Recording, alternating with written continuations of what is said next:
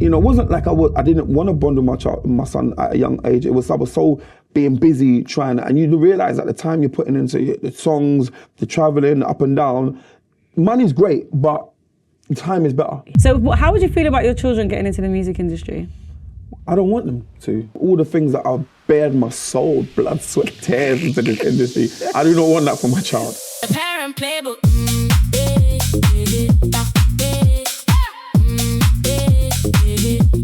The Parent Playbook.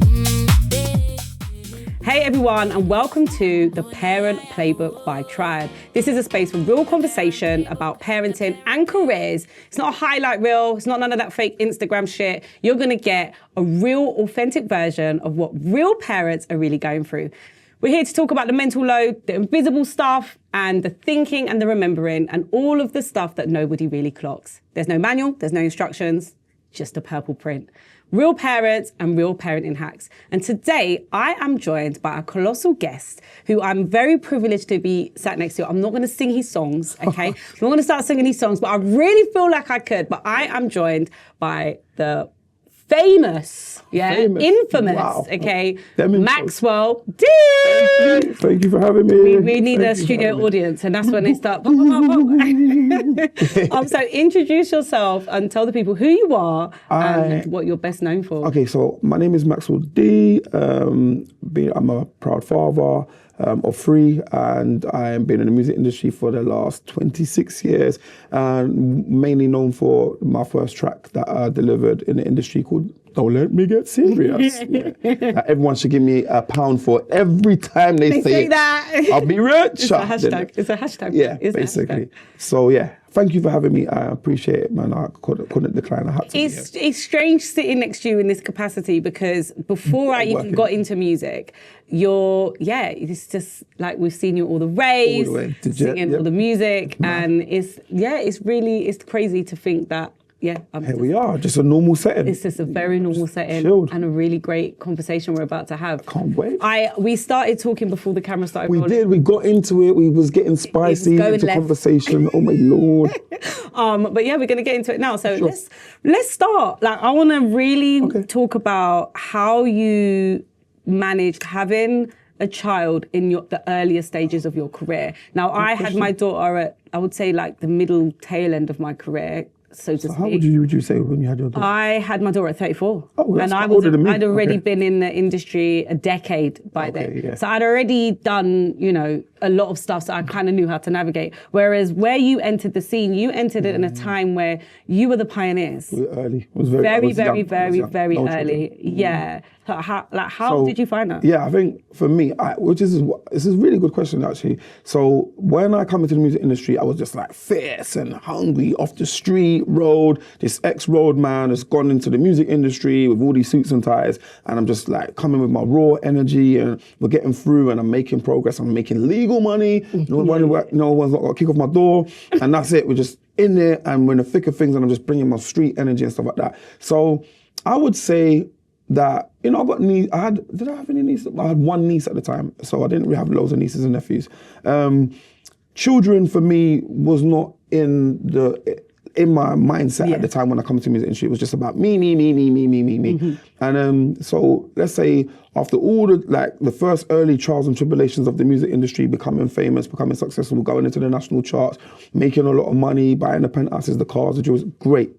But, dealing with all the backlash of the music industry, all the declines and all the, negativity that comes with, being a pop star at the time or whatever, then getting to the ages of like 27, 28, having my first child, my son, that's when I experienced love. Okay. That's when I could absolutely say unconditional love. But a flip side of it, it was like all my trauma caught up with me. Okay. It was like me running away in the music was like an escape to put all my trauma and, getting through all the stuff that I've been through in my past as a, being in foster care and going to prison and doing all that stuff. To having my firstborn was like, oh my God, I'm going to love this child to death. Like, this is it. Like, anything, I'm going to lick off. I want it. Any help he said. So that was what introduced me to love. Okay. And it's nice to hear you poise it like that. And I think lot of the time when I speak to people that don't have children, it's like there's a thing inside of me that wants to say, no, but when you have children, everything's going to change. And then I fight myself because I remember being that person that didn't have kids, and I felt like I'm fine without kids. Yeah, you do it doesn't define me. It's not going to be the making of me because I'm already doing all the things. Exactly. And then I had my daughter. And what happened? And I was like, It blew. no. The love just exploded. I'm like, what? Like, and I feel like as they get older, you see a version of yourself in real time, which is the strangest. It's the strangest thing. Like, she was doing something, and I must have said to my husband, "Oh, she's so funny, man. She's hilarious." And he looked at me and said, "That's because you like yourself, because she's exactly like you. You find your own shit funny. That's why you're finding her funny." And I was like, I love that. I do, because I do find myself funny. Yeah. But yeah, it is like, it's nice. And it's nice to hear a father's version as well, because, love is an underrated word. It is. I feel it's unconditional as well. Doesn't matter what your child does, what they be, turn out to be, or whatever they do, you're gonna love them regardless. I mean, we was like at the Moses basket, like with the air, he's breathing, like making sure, like I was jumping up, like you know what I mean. It wasn't even a bad experience. I mean, the pregnancy was quite interesting. Like the kicking stages, like oh my god, he's kicking, like you know what I mean. Like I said he was a boy from. She told me she was pregnant. I was like, yes, boy. Like, I was manifesting that regardless. Could have come out a girl and be like, look, it's a boy. I know. So we called him, we gave him his name straight away from the first, you know what I mean? His name's Kamani. I was like, yep. After the Bob Marley's, one of the sons of Bob Marley. So we was like, yeah, Kamani. So we called Kamani Mild, I think his name is, but we just called him Kamani. So I was like, right. Kamani, so I was calling him Kamani from the stomach. Okay. So when he used to kick, I'd be like, yes, Kamani. And he'll kick and whatever. So that was interesting. The pregnancy was very interesting, Unfortunately, my son's mum, she lost her mum while she was 3 months pregnant. Wow. So so there was a lot of that going on behind the scenes. So I have to be like very, try to be supportive through the pregnancy. Mm-hmm. And then when we got into the labor room, he was breached. Oh my days. Yeah, so imagine you're just going through the pregnancy, like your first pregnancy now, your first child's coming, and you're like, yeah, and don't when you got this, and she was like, it was funny, the gas, she sucked out the gas in there. Like, forget gas in there, the bottles went boom, like it was just like boom, boom, the bottles are flying. Then it was like, time for the epidural and all the rest of it. And then when, she was pushing, the woman was coming in, she was like, no. And you can see them all talking to themselves. Yeah, and doing all that, and you're like, and they're like, right, you got to sign this. And I'm thinking, sign what? You have to sign a thing to say, yeah. And I'm like, so by that time, the blood left my body, and I tell you, I didn't smoke at that particular time, yeah? But all I remember, the woman looked at me, I felt really, really dizzy when I found out we're gonna have a C-section, and she was like, are you all right? Do you need a cup of tea? I was like, yeah, give me a cup of tea. I went outside, I had a fag, literally, I had a blatant fag, yeah? I was just like puffing on it. And then, we got dressed up, I got dressed up. Yeah, and then went in your robes, and I watched the C-section. It was like a horror movie, a happy horror movie.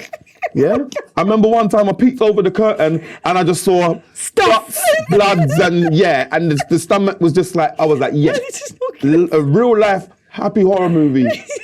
And I just heard push, pull, sorry, not push, pull.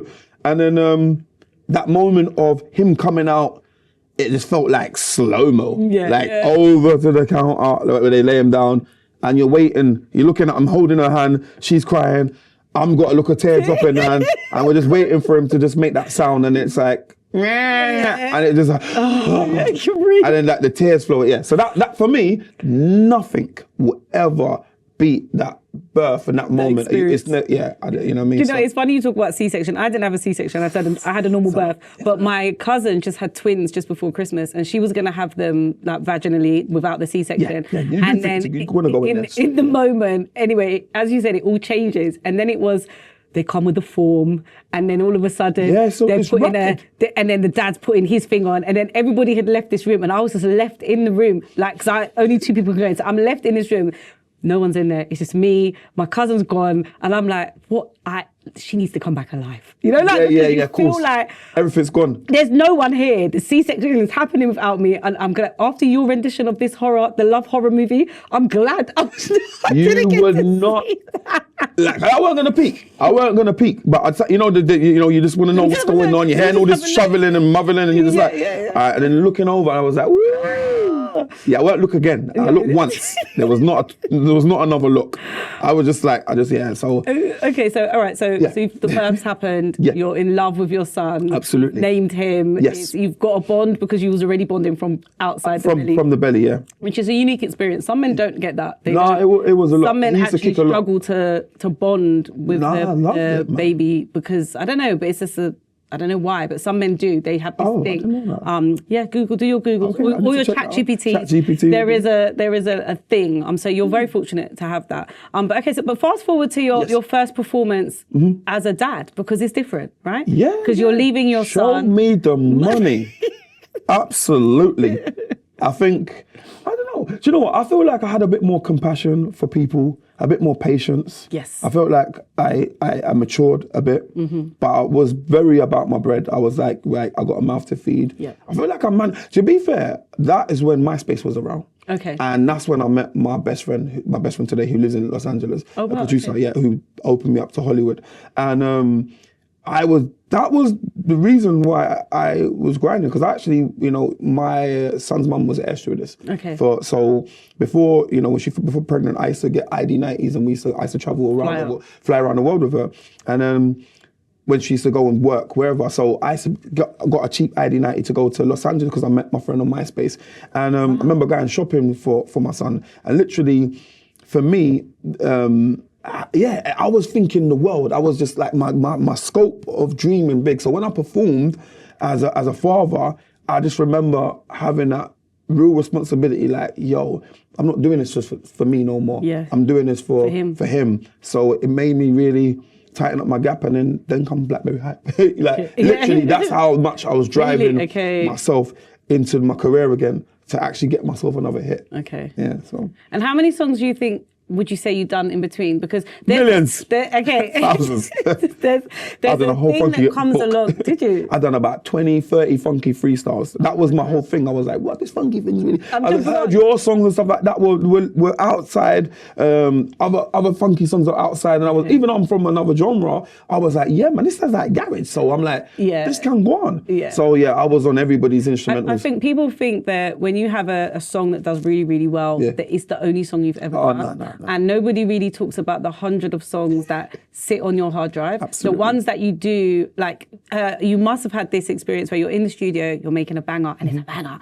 And then you go back and listen to it the next day, and you're like, what the hell was that? Nobody really talks about all of those moments. I remember when Twitter first came out, and Wiley was having an issue with his label, and he just uploaded a zip file I remember. with like 100 songs. Yeah, absolutely. And said, have that. Yeah, and he didn't care. He He didn't didn't care. care. He didn't care. And I remember thinking, that must be the best feeling in the world, because we do all of these songs, and every song you do as an artist, you love. Of course, you we get love the attached process. to it. And then for about 30 days. And then we hate it. And then it's like, what is this? But it's like, you feel like not every song gets a chance. No. And that feeling of having, like, making all of these creative products and no one ever getting to hear them. And I remember watching him do that and think, I wish I had the guts to just let go of everything I'd recorded previously and then just starting again. Yeah. Because it must feel kind of... It does. I mean, I was flinging them out Rago and Sunspace. I was just like, yo, DJs, funky DJs, any DJs, house DJs, whoever's out there, who can hear me? Is anybody there? One of them, well, have it. And that's what literally kind of brought on the Blackberry Hype, because I was doing so many freestyles on funky instrumentals that when I heard the Little Silver different thing, I was like, oh, yeah. I just went home and I just pressed record and I just literally freestyled the tune because I got a Blackberry phone. Okay. I was so gassed to get a phone. I was pay as you go for so long that when I got a flipping contract, I was gassed. I was like, oh my God, I'm in. And then I ended up doing a song that it was a time and the phones were out. Did Blackberry ever reach out to you? I tried to reach out to Motion, really? But they were like, nope, sorry, everyone's got the phones now, it's too late. Not interested. Yeah. So I done a drink. So I ended up doing a Blackberry Hype energy drink. And then I was going around to the shows with my energy drink. Oh, wow. And it was like, so yeah, I learned a lot of stuff of them even declining me. You know what I mean? So, and all that was at the time when my son was like 1, 1.5, you know what I mean? Being a father. But I was like, I learned a lot about that period because I was so trying to provide, because I'm like, you know what it's like, when you ain't got a hit song, you're unemployed. That's what it is. So when you got a hit song, you're like, rah, I got bookings, I got show, I'm up and down, I'm in Scotland, I'm in Europe, I'm doing so many shows, Napa, back-to-backs, Mali, whatever. And then but you got a family. So then you're not realizing that you're leaving, your partner to kind of like do the graft, and you're not sharing the family moments. And I didn't learn. I mean, I learned afterwards, but that was the most vital points of maybe bonding as a family. Yeah. But, and then on the flip side, it's like, well, you know who you're with. But do you think as well that a lot of it has got to do with, growing up in like the 80s and the 90s was a different time, and we were kind of programmed into man must provide, and the mum must look after the kids. So with that in mind, it's like you're doing your best version of what that looks like, because you have to provide with the tools that you have. Whereas I think in like 2026, times have changed. Absolutely. Mums are in the workspace, they have careers. There are a lot of mums that are actually chief income, and dad is working. And it's like now we're realizing that no, this takes two at home, as well as it takes two in the workplace, because not many people can survive on one income right now. What, with these bills, are you crazy? The cost of living, it's a lot. Stay away from London, guys. Stay away from London. It's a lot. It is. If you're trying to, do something, because you know how it is, people working and then the bills and stuff like that. So yeah, two people in a household is very important. So what would you say you would do differently now, understanding that your partner would have probably had an invisible load of stuff to do that you just didn't know about? A, because you was on the road, but B, because it just wasn't traditionally for a man to do, you know? That as well. I'd feel like, for me, now looking back, it takes two to raise a child. It doesn't, I mean, there are, you got to release the woman. When I say release the woman, I mean as in, because that's what you got to like release her. She needs, and also you need that one-to-one bond time with your child. You know what I mean? It wasn't like I didn't want to bond with my son at a young age. I was so being busy trying, and you realize at the time you're putting into the songs, the traveling up and down, money's great, but time is better. Time is always going to outshine the money. You could never get the time back. So don't get me wrong, I was around and we spent a lot of time, but there are times when, we're going to the park and I'm just like, oh my God, I'm in the park. Like, yes. And this is like, come on. Come on your bike. And you're like, come on. And you're just like, I know I want to go. Yeah, I got a show tonight. I need to get my hair cut. Like, you're trying to run the schedule and you just like, but you know what I realized? I needed to be present. My mind wasn't present half the time. Like, my body was present, but my mind wasn't. It's interesting when you explain it like that, because it sounds like you have your own version of the invisible load. Yeah? Okay, because that version there is like, and I don't know if that is a creative thing or the recording artist thing, because when there's a show, the day, like, people think, you get paid to be on stage for your 3.5 hours. No, the day's a mental process. The whole day is a countdown to the show. Yeah, of course. Like, how many hours have I got? I've got 6 hours. Okay, yes, cool. see, someone understands. And then I'm laying in bed, relaxing. It's 6 hours, 4 hours, and then all of a sudden... You can procrastinate as well. It's mad. By just thinking about what you got to do. It's so hard. And then, as you said, it's like you're thinking about your trim, I'm thinking about the hair, I'm thinking about, back in the day, it was like my PA CD and the shoes and the thing. And then you're like, look at the time. If I leave now, I could get extra 5... all of that. And what used to happen to me a lot of the time is I'd be at the hotel in the city of where the show was, and I'll be like, I'll get a nap in. Let me get a quick nap, and then to get me up for that performance. It's a lot. It was a lot.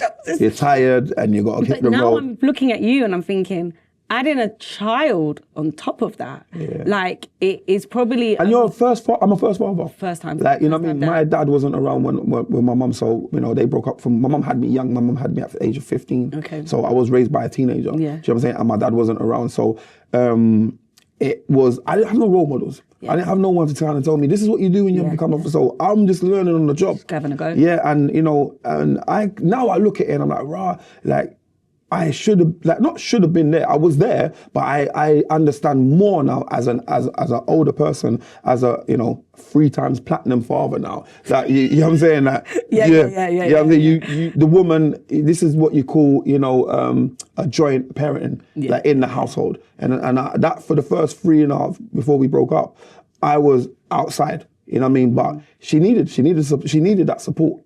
So. I learned from that. It's really, I don't know, it's just very refreshing to hear you explain it the way that you explain it. Because I think that there are probably a lot of parents that get to an age where they will just do a blame game instead of taking ownership over, do you know what I Can't could have really done stand it. differently? But I think it goes across, I think we all realise that as parents. Even me, when you're talking about the park, in my head I'm thinking, these men like to go bike riding. They're like, come on, mummy, we're going for bike ride. And I'm like, do you know what shit I got to do at home? And like, you want me riding around this park and you man are just going, and I'm like, and about like, it's not enjoyable. It doesn't feel enjoyable. But then there will be a day where I would long to go on the bike ride. You know, like I want to do that. You know, even now I can't go and take my daughter to the park and push her on a swing. Like she's 9. See? She ain't on that, bro. Things change. Oh, we've got the alarm clock going off. It's the Kizzy alarm. The Kizzy alarm is going. So yeah, we have the Kizzy question. Okay. So yeah, for those of you who don't know, I have a 9-year-old. You should know by now. You know, we are in season 3, and she's a very, like, she is the CEO of my company vibes, yeah? So anyway, I've told her I'm doing a podcast, and she wanted me to ask all the guests a question. Okay. And the question is, what is your most favorite hobby to do with your child or children? So obviously you have multiple children, so you might want to say something you enjoy with the older one and maybe something with one of the little ones. Well, not little, but younger. I mainly only see my eldest, so it would be my eldest. So what do I like doing? Badminton I did like doing. Oh, I love badminton. Yeah, he gave us a good game of badminton. And what else do I like? Doing?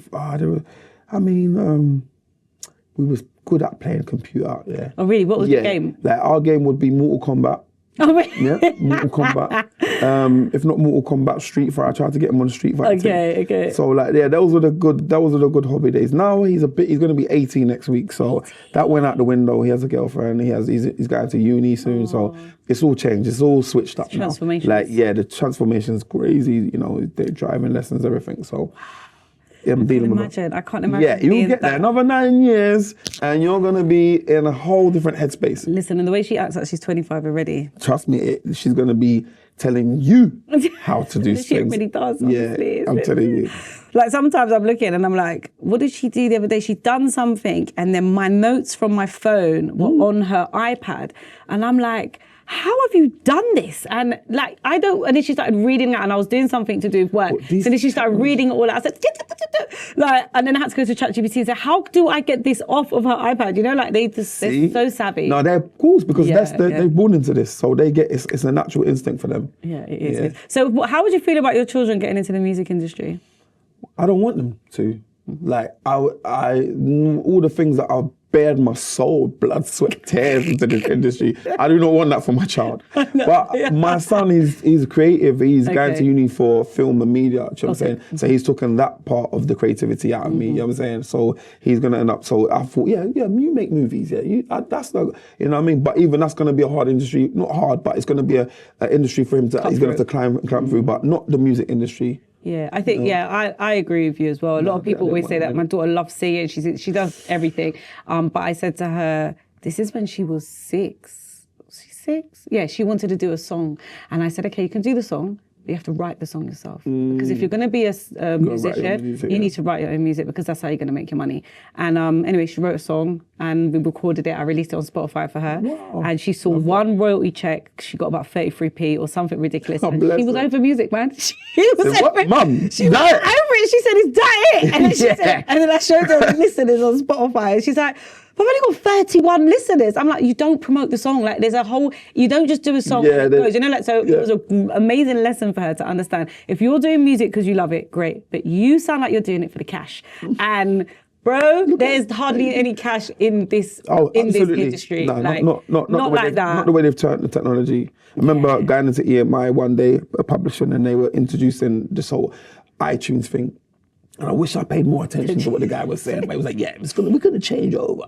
And it's going to be this thing called iTunes, and Apple are doing this, and Apple are doing that. Yeah. But you're so lucky because you actually came out at a time pre-digital. Yeah, with vinyl. So when Funky was coming out, it was just a crossover.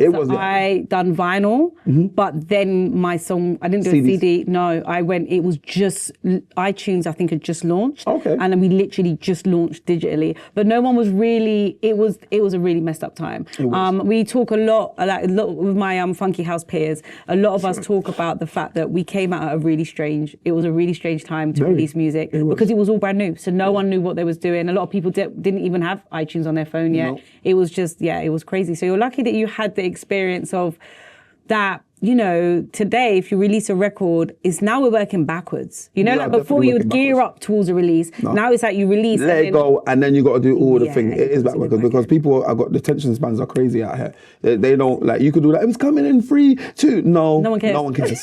Like, is it out today? No. Can I get it now? Yeah, that's it. And so, because we're living in a now generation, you do that and then you got to bleed it. You know what I mean? And even for us artists, I hate reposting the same stuff, but it's just what you got to do it because people are just like, they're clicking and not listening. That's what you got to realize. It's like click, click, click, click, click. So you might be seeing names, but trust me, those people ain't listening the way you think they're listening. 100 million%. And also, I feel like it's a bit of pride that stops us from the reposting and the keep listening. Because we don't. You kind of got to get over that. You got to play the game. You know what I mean? The whole pushing, it just becomes a sad, like, Groundhog Day for us. But for the actual audience and that, it is like they're taking in information in clips.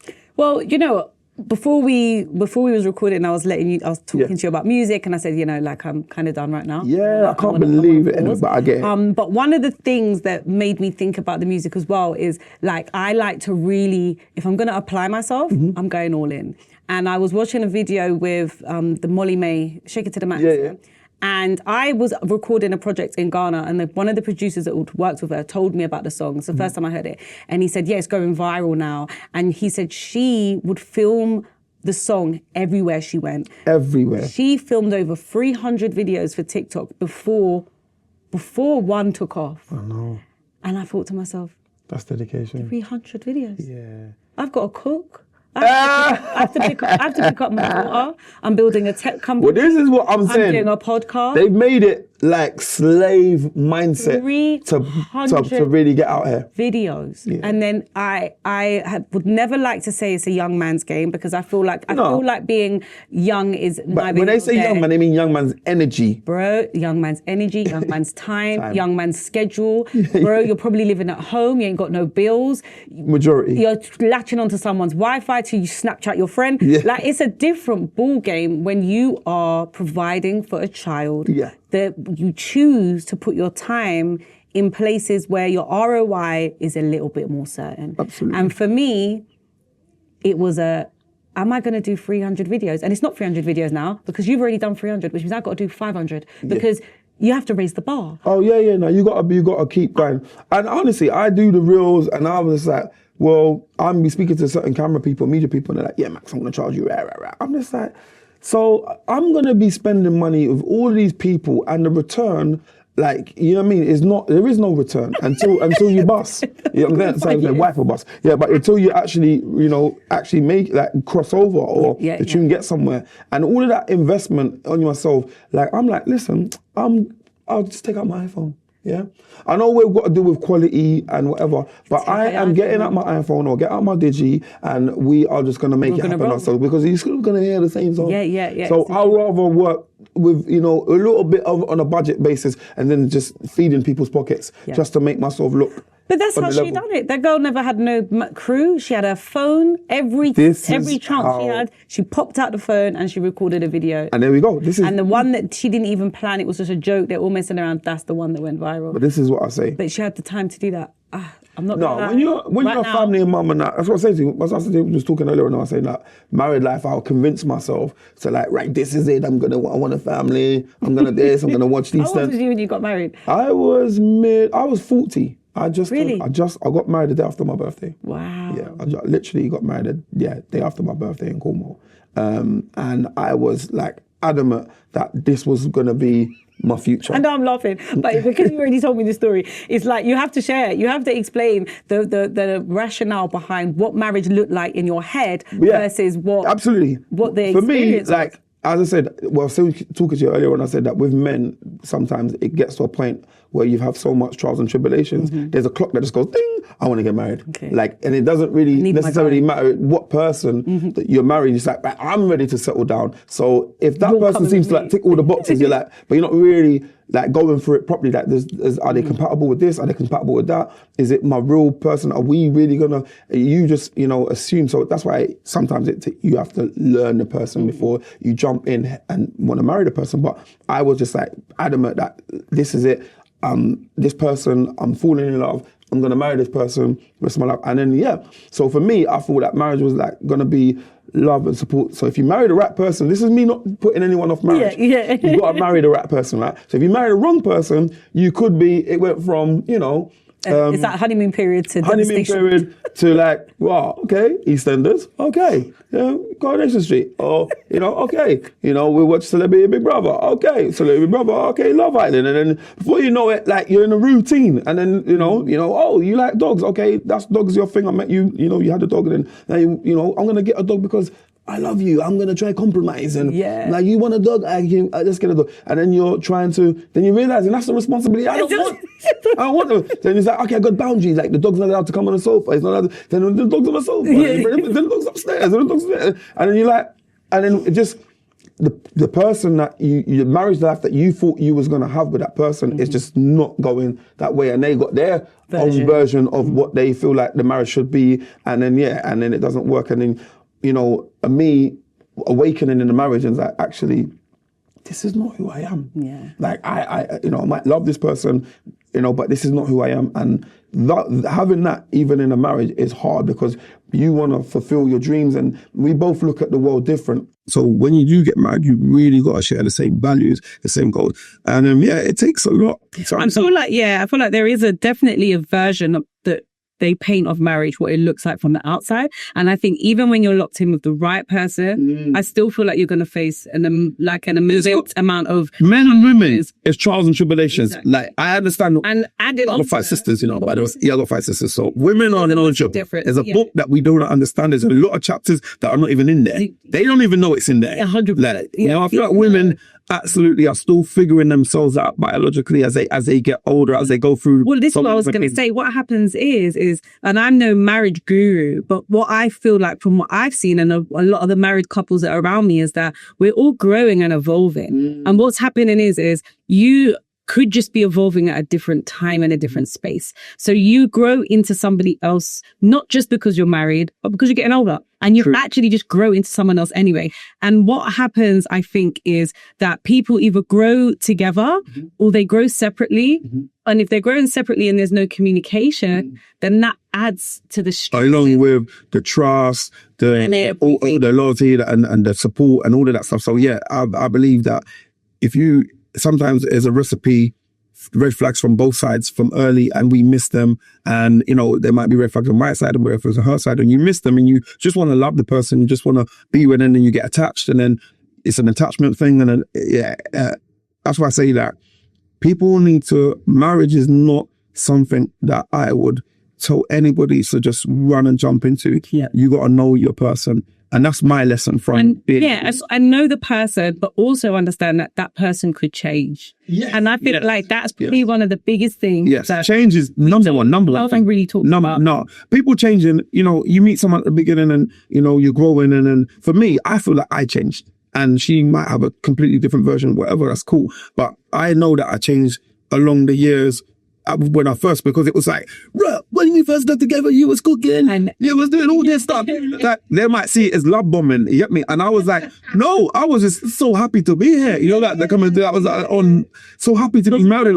I was like, this is my future. And then, you get into the real life and it's like, you get my nerves. Yeah. I don't like that. I don't like that. Nah, bruv. Not feeling. Nah.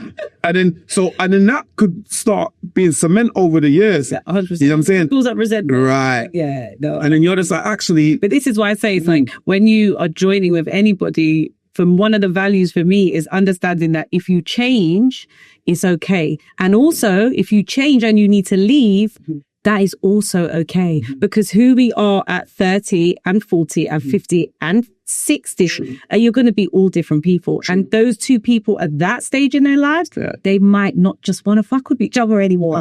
And that is okay. That is okay. And that is why the communication has to be A1, because then you wouldn't have the fallout Do you know what I mean? This is Which I don't think anyone's mastered that. I don't think I've mastered that. I'm not going to lie. I know. But I feel But you know, I think you hit the nail on the head, like, understanding. That's why I call this my album, which is out on Sunday. Quick plug. Our album is out on Saturday, which is called Emotional Intelligence, and that's the name of the album, because even trying to write from a perspective of where I am today, and even I put a lot of some of the relationship stuff in there that on my side of the fence that I felt that was happening, and trying to explain my stuff. And there's a track in there called Love Yourself, and I realized that, as you said, people change.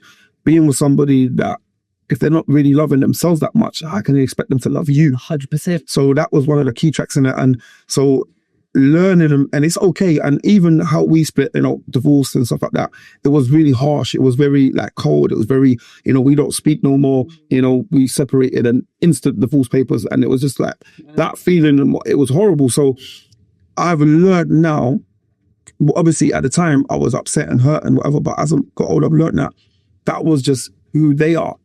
That's how they deal with things is who they are. And then how I have dealt with things, who I am like. So I'm like, we just got to understand, to learn to accept people for who they are, and learn that, we've outgrown each other and we're just different people. We wasn't meant to align. We just wasn't meant to be. Exactly, 100%. You know what I mean? And it's tough. I feel like especially when you grow up with there's no traditional, like you describe your early childhood, very similar to mine. It's like just mom, no dad. Yes, of course. Young parents. My mum had me when she was 19. My mum was white. Yeah. She had her own challenges and everything. And then you're witnessing which is conceived broken, because it's not a traditional nuclear family. So then you grow up and you think, I want this. I need a nuclear family. I want the bridal shower. I want the family, I want the white picket fence. And then you're in it and you're thinking, the fuck it's this. I haven't signed up for this shit. I need to sign up. And it's like, I said, I had my mum, I said something, I remember I was talking to my mum about something, and it was something to do with my daughter. And I said, I was going to check with her dad. And she went, yeah, well, I'm glad I didn't never have to go and check with I'd have to check with no one. It's just a single parent. Absolutely. And in my head, it's like, I think maybe years ago, I could have probably agreed with her. But now I look at it and I think, yeah, but it's not really, you didn't have to deal with someone else. I didn't have a dad, which means I was robbed of a situation because of whatever your circumstances were, but I was robbed of having synergy in having a father figure because you were happy to be the sole provider. This doesn't even make sense to me. So I'm listening and I'm thinking, okay, that's your defense mechanism because you didn't have a partner. But there are certain things that I would rather negotiate with her dad than her not have a dad, because watching mums take note, listen to the gems. Watching my daughter with her father, this is special. I've like my daughter. So my mom's got a dog. I'm not a dog lover. Yeah. Okay. The dog has bit somebody. Under duress, I was a dog lover. So under duress. Under duress, yeah. You're a half dog lover. A dog was underneath your bed in your bedroom. You are a dog lover, yeah. So she and that's no shade, That's no shade. There's only a basis.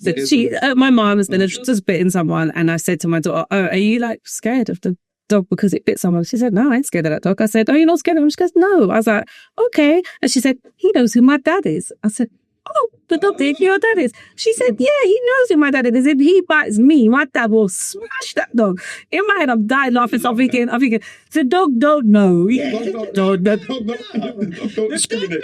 He's biting him. But the beautiful thing for me was seeing you are so protected by your dad that you feel you're confident anywhere you go, because you know my dad's got my back, and my dad will kill anyone that. But see how special that is as a mother to understand that, and I think a lot of women get overprotective. As another song on my track on my album about my children, and it's called "How Would You Feel?" You know what I mean? And it's explaining like how would you feel if you gave life and you was told that you couldn't preserve it. You know what I'm saying? The song is so deep. And my youngest son, I didn't see him till the age of 6. I didn't meet him. He lives in America. I didn't meet him till the age of 6. And it's like, what for me, no matter if the dad's not violent, and I know we all bicker, and I know, because of that, even on my side of the thing, you got to look at yourself in the mirror and be like, how you can't just... We ain't perfect. We ain't perfect. You know what I'm saying? But at the same time, it's about the child. And as long as there's rooms to, what does a mother get over blocking the father? So that's a whole nother conversation, a whole nother... No, but they said, when I hear you talking, I think that a lot of mothers should just want to take that approach for the child. Just for the child. And I have a lot of male friends, and I am surrounded by some fucking great dads. And I've seen some dads go through spend some cash just to see their children. And I can't understand the version. I can't understand the version where you wouldn't want your child to have a relationship with their dad. But I think a lot of women, everyone has their own reasons and their own versions. But I just think, to me personally, it's an excuse. It's always down to... Well, I think if the dad wants... There's some dads that don't want to... This is what I don't understand. Those guys. I don't get those guys. So I understand, why do I get put in the pot with those guys? Yeah. You know what I'm saying? Like, I take it personal. Like, why? I know dudes like that. Nah, I'm over it. But me sitting down here and being very vulnerable, very honest, I've tried. My youngest is 9 and my daughter is 11, and I've tried. And I'm over it now. Okay. Like, I'm over trying. Like, people are like, yo, you can go this. I'm just done.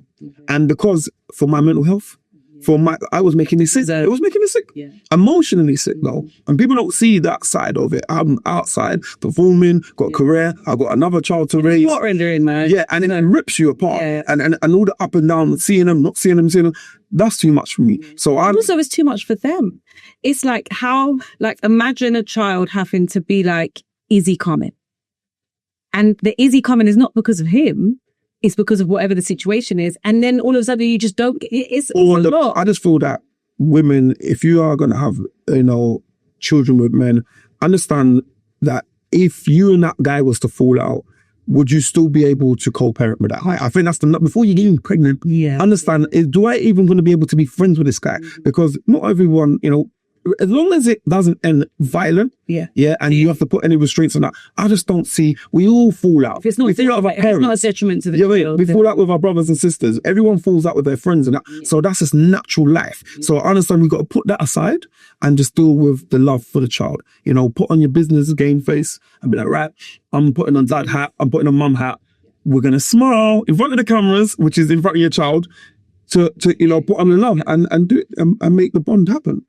It's a tough one, because then at the same time as having the woman make those decisions, it's the same as the man as well. When you lay down with a woman, you have to know who is this woman. Take it to church. Take it with church. Listen, I take the accountability. I take it and wish a badge of honor. No, you know why? Because I'm going to teach my son. Yeah, strap up. Yeah. We are going to get sponsored by Joe. Yeah? We are going to get sponsored by Joe. Don't worry, son. No, but honestly, that's how I look at it. Like, I've done the blame game. I've done the whole thing of, in my head, that's the thing about what makes you sick. Like the guilt. Yeah. The guilt that you live with, like, I can't believe that. Why did I make one decision? What's wrong with me? Like, you love, you're not moving. Where did I not get the guidance? Like, so I could be greatest guy on stage. I could be a great partner, great whatever, but making the wrong decision. Where was that emotional intelligence? You know what I'm saying? How can you not see the red flags? Like, but how can you see the red flags at the same time? Because you're living life. Yeah. And no one's running towards somebody saying, show me the red flags. You see the great in everybody. Nah. Do you know? In my scenario, I think one of them I definitely could have. There was red flag that they usually. Maybe but I think there, but I think for me it was, and also things that are not planned. You know what I'm saying? Yeah. Like, not planned. But then it's down to, you should have worked on them. Do you know what I'm saying? Like, so we need to teach people, don't get caught up in the moment. Yeah. The pull-out game, it's a lie. It's a myth. Like, I'm a pull-out game. No, it's a myth. Yeah? Just be safe and practice safe sex. Yeah? And then no one's got to blame. And things will happen, things that can, bust and whatever, all the rest of it. But 9 times out of 10, you're safe. For all the other reasons as well, not just children. Yeah. You know what I'm saying? So I would say for me, I put myself in a certain situation and I had to pay for it. But at the end of the day, it's still 50-50, you know what I'm saying? And I just realized that I take accountability, but at the same time, I'm like, I learned from it. Yeah. What I thought I did, because I ended up having another one. Do you know what? Like, I feel like there's a saying, and some people believe this, some people don't, but I don't feel like I feel like we choose our parents before we get here. It's a very spiritual. That's very spiritual way. And I feel like yeah, you can try all that you want to try to prevent things, and you can do cautious, but if someone's meant to be here, they're actually going to be here, and there is a purpose and there is a reason, and sometimes we don't know, we might not know it in this lifetime, but at some stage in your spiritual journey there will be an alignment. Do you understand? I wouldn't imagine that how I'm saying it like that, but I wouldn't want to change that. So God, thank you for giving me a beautiful son, my youngest, and living in America with an American accent. Thank you for giving me a beautiful daughter. Like, I'm sure when the time's right and we bond, it's gonna align. Like, I wouldn't want to take that away. Like, I might want to change the mums if it was a computer game. Then you pick the mums. Like, can we just stop the mums? Can you have more? Like, can you not give Beyonce the love, like, you know? But generally speaking, the children, all day long, my arms are wide open to give unconditional love to my children. You know? No, listen, I feel like conversations like this really, really matter. And your honesty will travel way beyond you, because you are a voice that is giving something that is happening all the time. Yeah. Like, it happens all the time. And as I said, I have a lot of male friends, and I've seen some really tough situations and fighting just because they want to love on their children. Listen, I'm not sure you've seen that meme that there's the guy from Jamaica and he's like, me love you, Marsha. It's like Marsha, please. Like, women will have you outside the house like some madman. Like, please, I just want to see my child. Yeah, you know? He's like, I was like, no. She don't, like, you compromise a lot of self-respect. Why do you think a man's just in a Spider-Man suit on back in the pants? What do you think this is? Like, man, we do anything for our children. So it is a very serious thing. Like, it's a very emotional. People will commit suicide. I mean, like, once you have that emotional attached to unconditional love to your child, we as men, like, that is the one trigger that will really destroy us. And I think some women know that, and they press those. And I think that's wrong. And we don't have a court system set up. People say, yeah, go court, do that. Yeah, I know guys that go in court, pay, and still going through the dramas. And even for me, people are like, bruv, go to court. And I'm like, I was going to go to court. I was geared up for court and all of that.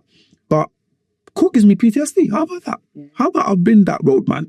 That's been in the crown like these guys. Yeah, and also, it was like a bit of a money spinner.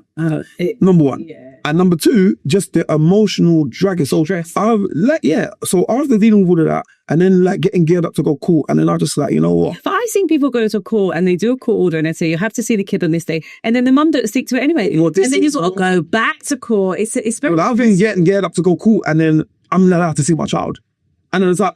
Yeah, so then you're like, okay, right. We don't need court. I don't even need to mediate. And then it works for a couple of, that time I see my child and I'm thinking, yeah, I'm getting there. And then, pew, the carpet gets pulled under your feet again. And then back again. And it's like in and out over the years. And it's like, and then until I'm just like, no, enough is enough. For me, and I love my children, but for me, I had to just put my mental health first and be like, right, the door is open.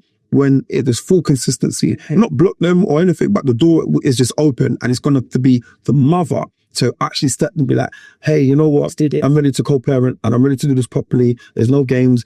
This is the times. This is the days. This is what she's been like at school. This is what's happening. Right, I need some money for this. I need to do this. We need to work out this fee. And I'm in my child's life. Not this like, yeah, send me the money. But I ain't got no access to no child, no nothing. No, where is this? What's this, a hostage? Like, pay the money. Like, oh, you're not going to see your child. Yeah. Like, we're not doing that. It's crazy. I feel like, honestly, there's a lot of scope for a conversation about this. Like, because it is just so familiar. We got friends, family members, we've seen it, and I feel like when I watch some podcasts about, parenting podcasts and then, baby father, baby mother comes up, baby father, children's mother, we a lot, and I don't get me wrong, I sympathize because my mother, has come from my mom was a single parent. My dad is a good man. Not gonna put my dad down, but he was in the music industry and he was living his life and his story is different. He doesn't know his dad. Okay. So it always falls down why these men are the way they are. Yeah. But there's no excuse if you really want to be in your child's life. So, but a lot of the women are cussing because there are the guys out there that are not stepping up. But we're not talking about the women that don't. Yeah. And I feel like there's not an even playing ground on that side. We everyone just bashes the dads. I hear you. And I feel like, because obviously I speak to a lot of mums and I speak to a lot of dads as well. Like, I'm always saying, like, we're not here to put a dad down and point out what he doesn't do when we're talking about the weight that mum carries. It's a very different conversation because dads are carrying their own weight. Sorry. Yeah. And also we're in a day and age now where I think dads are meeting mums in the middle, you know, like they're meeting them in There's some great dads that are even question your parenting. They're like, yo, I'm like, raw, yeah, and I'm like, am I a rubbish father? I might need to step up. Like, what's going on here? Like, so there are things that next level, but then we all, because obviously I'm not had a dad around like as much as I was when I was younger. He's around and we're very cool. So for me, I feel like I've broken the cycle. I've been with my child from 0 to 18. You know what I mean? All the step of the way, co-parenting. We've had our ups and downs with his mum, but we've managed to grow this child and he's turned out to be an amazing, loving child and we're proud of him. And so for me, I've broken the cycle. Yeah. You know what I mean? When I was my son's age, I was in prison. Do you know what I'm saying? So when you think about it, it's like, do you know what? No matter what happens, man's winning.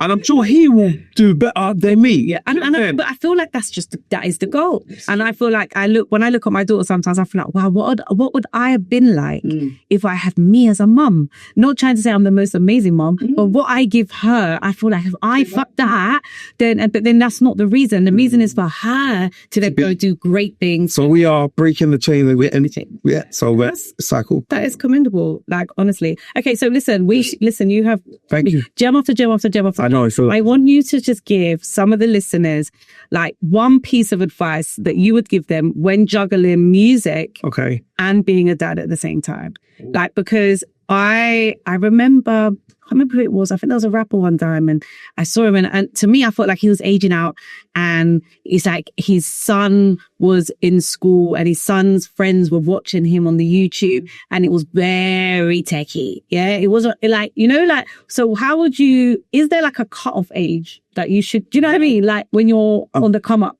It's funny because I still try to think I'm cool to my son and he'd be like, you're cool, you know, but I get away with it. When I'm sending him birthday messages from Big Nasty, Dave and all that, he's like, yeah, my dad's the man.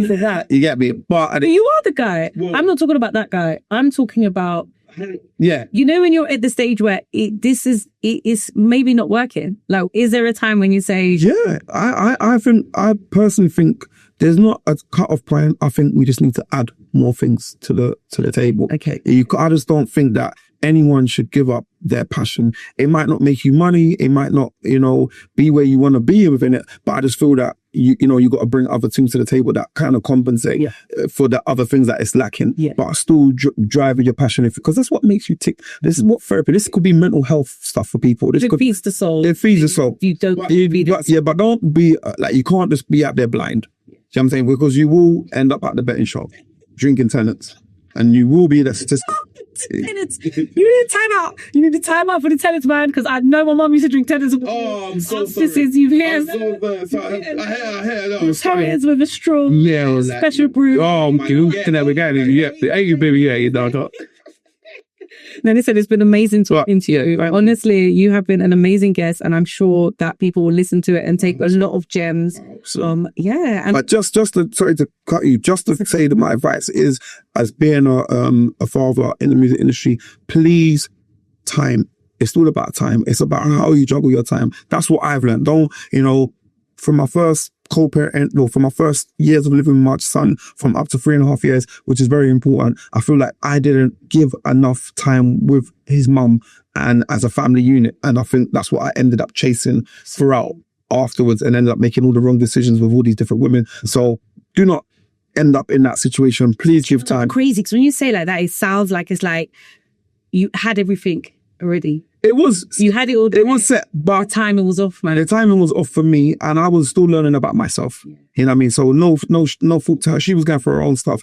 I was going for my own stuff internally, and my child was there, but I just didn't have the tools, like, you know, emotionally to deal with what was in front of me. Yeah. You know what I mean? And I think that if I had the tools, I would have been maybe a better father in that little guy. You know what I mean? But I got there and, you know, got great bond with my son. Do you know what? As parents, one thing you have to understand is there's no such thing as a perfect parent. No. Like, Ed, you're always going to want to, there's always going to be something you could have done different. There's always going to be something you could have done better. It's exactly how it's going to be. And you can give your child the best start, and they're still going to get to a stage where they probably need therapy and have to unpack some shit because something along the way has triggered away. Yeah, nothing. When I went to therapy, my mum was like, "What happened?"